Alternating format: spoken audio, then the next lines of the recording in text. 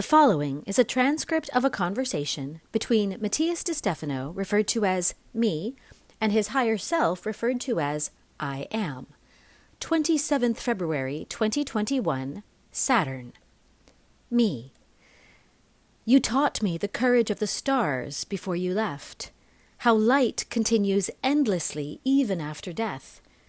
With shortness of breath you explained infinity, how rare and beautiful it is even to exist. I couldn't stop telling you again. I tried to write it down, but I could never find a pen. I would give everything to hear you say it once again, that the universe was made only to be seen by my eyes. With shortness of breath I will explain infinity, how rare and beautiful it is that we exist. I am, you remember well. Me. Like it was yesterday, even if it was 2017. I was in the rental house where we lived with my mother in Argentina, and I was writing the book La Gran Herencia. At one point I was silent, and I stopped feeling inspired. I didn't know what the next thing was, what the next words would be. And then I closed my eyes as if waiting for a sign, and it came. It was this song on a random Spotify radio. I am. Saturn, by the band, Sleeping at Last. Me. Its melody made me feel what my heart was experiencing, a kind of desolate melancholy in which I felt alone, stripped of all the essence that I sought to transmit. And suddenly the lyrics of the song made perfect sense. I am. I tried to be as direct as possible so that you understood me. Me. I know. When I heard the song, I immediately thought of you. I realized how long I hadn't talked to you.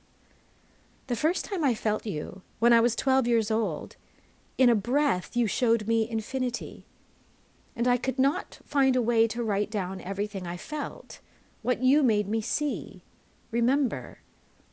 I understood existence, and yet it seemed most strange and beautiful. You showed me how the universe created itself, to see myself. And with your gaze, I understood everything. What you told me in one breath is what I now tell in mine.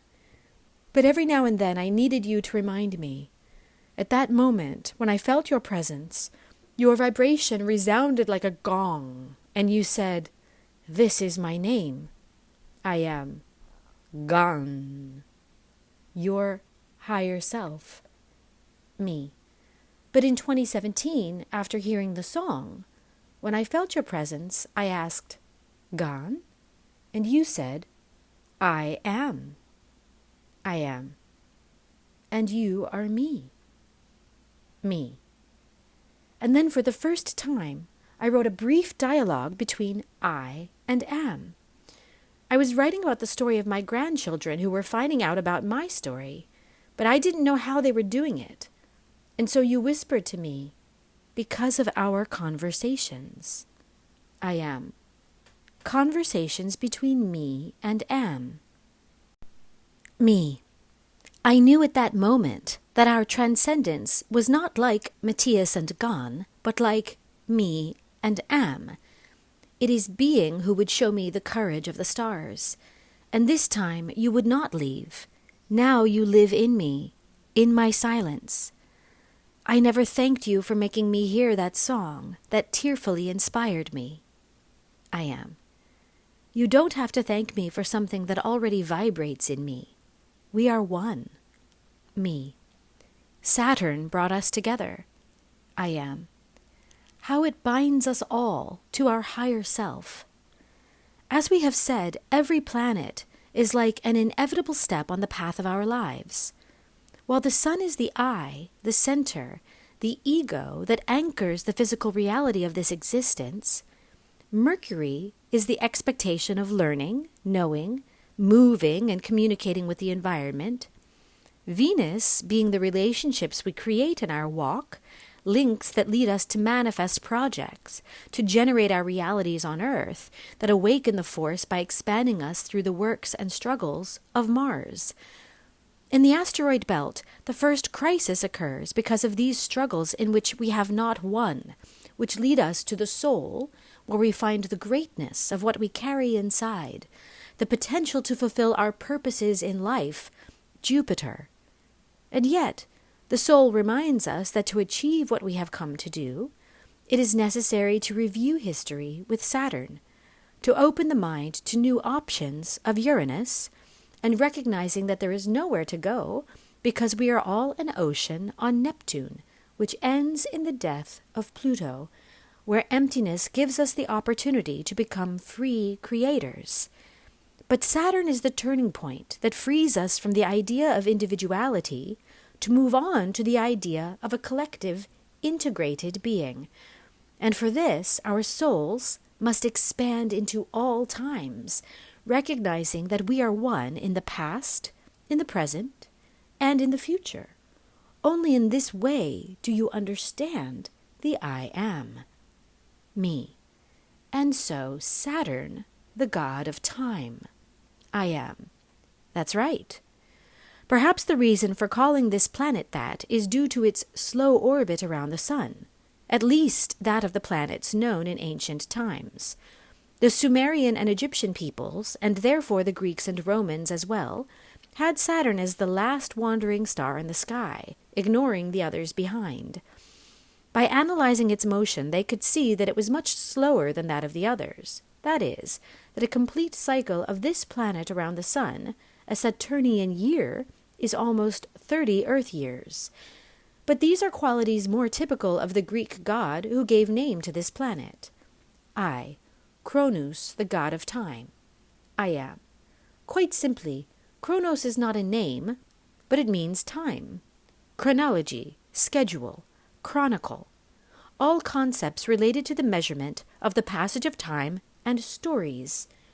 For the ancients, the slowness of this planet was related to patience and the ability of time to encompass everything else. In Greek mythology, Kronos is the son of Uranus, the mental spirit of the heavens. And in turn, he is the son of Gaia, the spirit of the earth. Heaven and earth, Uranus and Gaia, came together to give birth to the concept of the passage of time. But Uranus prevented the evolution of things by always living on the idyllic plane of things, and for this, Cronus killed him by cutting off his testicles. Me. Yes, from whom Aphrodite was born, as we have already said. I am. And with her, life was born, and Cronus reigned, manipulating the evolution of life itself with his sister wife Rhea, who molded the mountains with the running of the waters. But one day he suspected something for sure. He would be betrayed by one of his sons. So he decided to carry out an atrocity, devour them all. Me. An image perfectly embodied by the contemporary Spanish painter and expressionist Francisco de Goya, Saturn devouring his son. I am. Quality that perhaps best describes Saturn. Full, opulent. While Cronus summarizes the idea of time creating life and evolution, in turn destroying and devouring his own creation, Saturn is the vision of one who is full of what he has devoured. Me. Why? I am. As much as many take Saturn as the Roman version of the Greek Cronus, the truth is that their stories are distant, like Mars from Aries. Saturn is also a god of Etruscan origin, more related to the harvest than to time itself. However, both have a point of connection that has made them one. Saturn comes from the Latin adjective satur, which means satiated, from the verb satire, to satisfy. The concept refers to a time of celebration for the enormous production, for the large number of crops, manufactures, for livestock, and recalls the idea of the beginning of the times when gods and humans lived together on earth, and the world was full of riches, abundant of food, and that every human was satiated, and you didn't have to work to get anything. This utopia, past of the origins, was celebrated as the feasts of satiety, that in Roman would be called Saturnalia. They would be like a month of parties and celebrations of opulence and sharing among all. Even the rich sat the slaves at the table, and it was they who served them, remembering the times of equality. Wine, bread, meats, and all the products accumulated during the harvests were shared during this cold month in which everything was decorated with laurel leaves, vines, in which the settlers made gifts to each other, remembering the sharing of the peoples with the gods.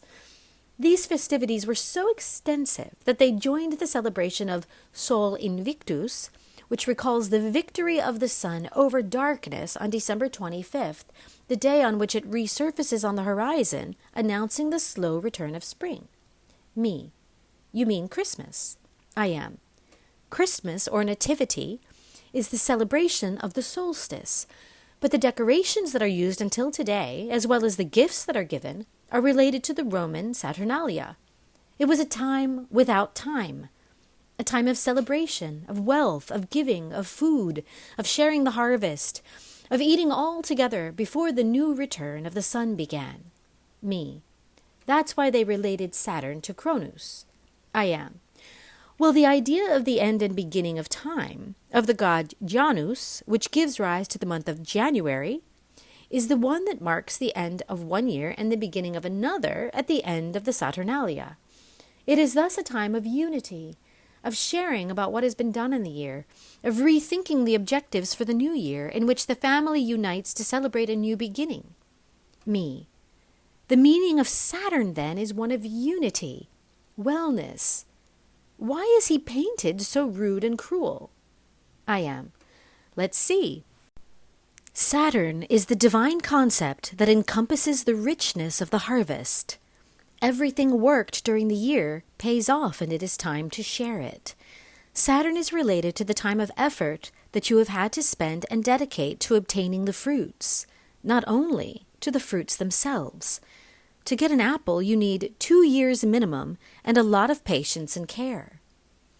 To obtain bread, you need months, from planting to harvesting, processing the grain, to achieving the fine flour and cooking it. For a red meat feast, you need at least 2 years of grazing. Time and effort are key to the celebration. Tilling the land is the basis of the party. For each individual of the family to come together, it is necessary that everyone has managed to carry out this work, to add, to be part of the clan that has strived to get the products, each in his trade, in his way. Effort and time are key to celebrate the Saturnalias, and therefore this planet reminds us that if we want to achieve something in life, we need to make an effort, work to achieve it, either with our body, emotion, or mind. Doctrine, calendar, tools, getting down to work are fundamental. Me. The image that Cronus and Saturn, like one self, devour their children, has a negative and a positive vision. The negative would be to see how time consumes us, the effort that takes our energy, and the process only leads to the inevitable death. However, in its positive aspect, it speaks to us of the richness achieved, the ability to celebrate and enjoy what has been achieved in the experience. I am. When it comes to the primordial human basis of agriculture, you will relate these two processes from the vision of the body, where Saturn is positioned as a judge, as a kind of inquisitor who puts us to the test, who drives physical effort, even disease, with the intention of recognizing the things that we have swallowed in history and that weigh us down, as well as recognizing the wealth we have achieved and that we cannot see by looking more and more. On the emotional level, Saturn makes us review history, the inner richness that we have harvested throughout life or lives, which makes us evaluate what we have consumed and whether it does us good or bad. This is how he takes himself as the great leader of the karmic board, who will not hesitate to show you what weighs most on your soul. And for the mind, Saturn has a huge checklist of beliefs and expectations to make an exhaustive evaluation of what has been lived, learned, rejected throughout the year. Saturn is the one who remembers that if you have done well the work of the year, of each day, you will have your reward, rest. For this reason, more than 4,000 years ago, the peoples of the Middle East called the last month of their year and the last day of the week as Shabbat, meaning rest. and originating the name of the Sabbath, which in English maintains its Latin name, dedicated to Saturn. Saturday equals the day of satiety. Me. The great gaseous planet that most attracts the eye for its rings. I am. Maybe many don't know it, but Saturn's rings are chunks of ice and rock, no bigger than a car, or as small as a fist, or as particles of dust and sand, floating like trillions of satellites held by the gravitational pull of this gas giant. With at least 82 natural satellites, several rows of rings, and a hexagonal-shaped gaseous south pole, Saturn is one of the most striking, fanciful, and bizarre planets in our solar system. Its size, compared to Earth, is as if the latter were a ping-pong ball and Saturn was a basketball. Its ammonia atmosphere gives it the yellowish hue between dark tones due to the hurricane storms that hover in the tropics of the planet. Its rings begin around 6,500 kilometers above its equator, culminating around 120,000 kilometers from the outside, where its major satellites, including Titan and Rhea, begin to circulate. Me. It's a unique planet. I am. That is why he calls us to unity. All the trillions of pieces of ice that make up its rings, the dozens of satellites that surround it, all speak of the order of the parts, the balance of everything that could be chaotic, levitating through outer space. Saturn integrates the history of the soul as a library where one can review its karma, its history, its past, present, and future acts. Saturn is the being that reminds us that the great celebration is the unity of all parts, and that the greatest purpose of all is not to achieve an external goal, but to unite all the wealth generated in the internal world. Thus, it is fundamental to review the past, recognizing that history is not something alien, but an extension of our own being, and that the individuals who traverse our human history and family tree are nothing more than extremities of our unique being. Saturn makes us see that the achievements of life are not for oneself as a separate individual, but for the one that we conform with those around us. For those who inhabit the present time are nothing more than physical extensions of my body. And by nurturing my mind, by nourishing myself with experiences, I do nothing but project my being into the future, reviewing the paths I want to travel, transforming myself into those that will come. Saturn is the threshold where the individual sees everything he has done and been, leaving the bounded vision of who he is here and now, today in this place, and can see that he is, has been, and will be everything that happens, and all the places he steps on, and the people he meets every day of the year and every place on earth. It passes from the individualistic vision of the comforting purpose of the ego to the transcendence of the whole, of the great being. I am. That is why this is where you spoke to me, because this unity that adds all times and spaces is the I am. I am. I am all times and spaces. Me. I am here and now. I am. I am the way. Me. I am the walker. I am. And recognizing our inner richness gained along the way is that we can finally celebrate who we are. Mahasala, Mahasala.